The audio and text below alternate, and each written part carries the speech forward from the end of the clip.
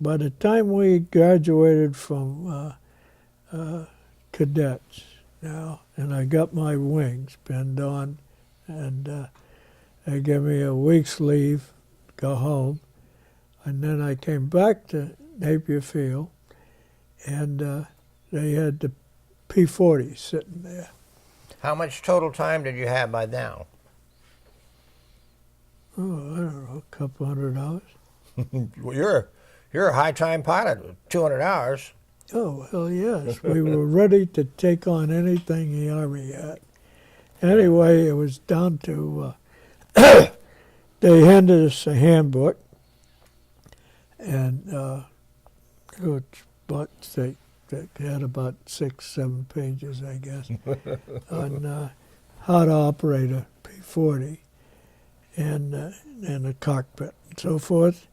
Then they gave us a couple of days to study it, and during that time we shot landings from the back seat of a T-6, so we could get used to the long nose and so forth. And after successfully passing the landings on a T-6... Well, if I remember right, a T-6 in the back seat was not exactly easy. No, poor visibility. You better be holding on. Yeah. And then they gave me said I was ready, gave me a blindfold cockpit check. And then they asked me to point out this and that while I was still blindfolded. Once past that... No, I had never heard that story before. Blindfolding a guy at a police car. That's good. That way, theoretically anyway, I would know what happened if I got smoke and stuff in the cockpit, if I couldn't see this or that. Mm-hmm. You know, I could at least know what switches to throw and close and so on. Anyhow, and then from that, the guy said, well, looks like you're ready. Let's see you start this thing. So I got it started according to the manual, you know. And he said, well, I'll see you later. Isn't that something? You're on your own. That's kind of hard to believe nowadays, really, when you think about it. You know, most all students get some dual-controlled airplane and get a chance to get some bounces in it, but you guys just, here, lots of luck. We'll see you. Yeah, it said you come back, you're a live fighter pilot, and if you don't, well, we'll send something after the wreckage. There's another guy waiting at the gate for your job. And so the first I was really excited, I guess, because now I am what I had dreamed about being since I've been about 5 years old. So I'm sitting in there, and the tower finally gives me a clearance for takeoff, and off I roll, doing fine, climbing out, and I hear the tower telling this guy to pull his gear up, you know. And I thought, geez, what? Who's going to be that silly not to pull the gear up? And I had already got the gear handle up and everything, and then it dawned on me that there's a little toggle switch right under the pilot grip that you have to click up. And then the hydraulic system takes the gear up.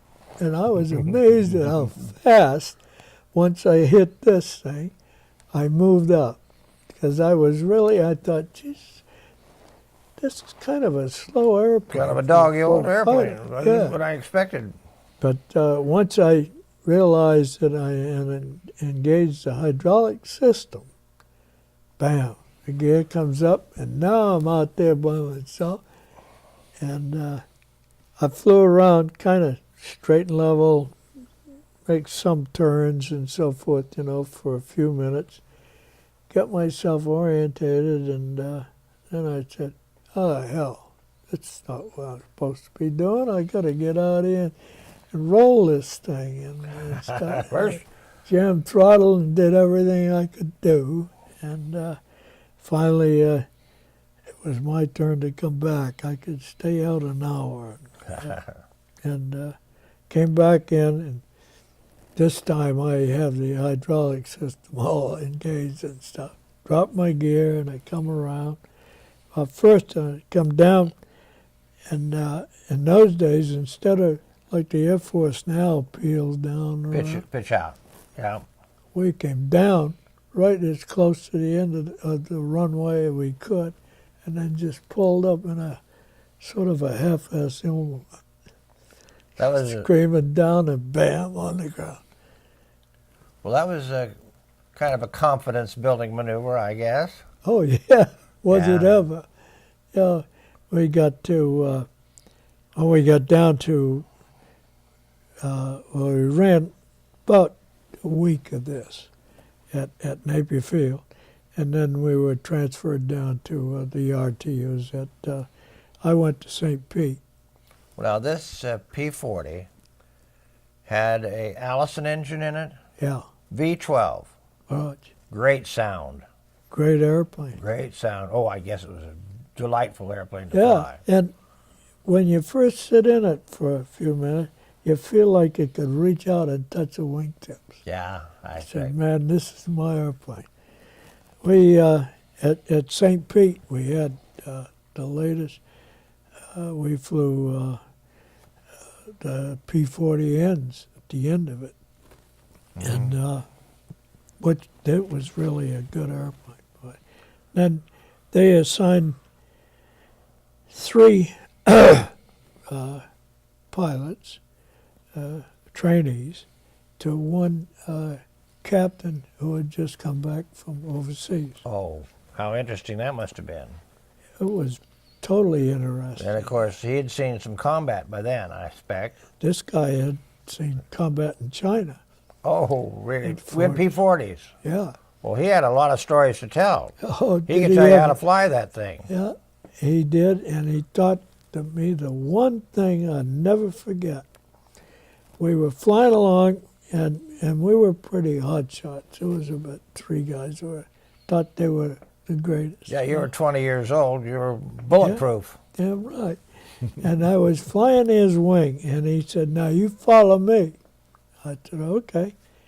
And he peels off real quick, like, and heads down. So I peel off and head down. And next thing I know, suckers disappeared. He was right in front of me. And what he did was he cracked the flaps on that P-40 just slightly. And that damn 40, when he peeled down around like that, Really sucked it around. damn near bent it around almost, you know? So all of a sudden I realized I'm not following. I can't stay with this guy. Started to pull out, and here he comes going right at that, you know. He said, Brett, I got you. I said, okay, you sure have. And so then we joined up, and then he told me what the heck to do. He said, anytime you start a peel off, if somebody hollers brake, so you've got enemy coming at you, he said, just crack the flap a little bit and peel away, and you'll be right around behind them.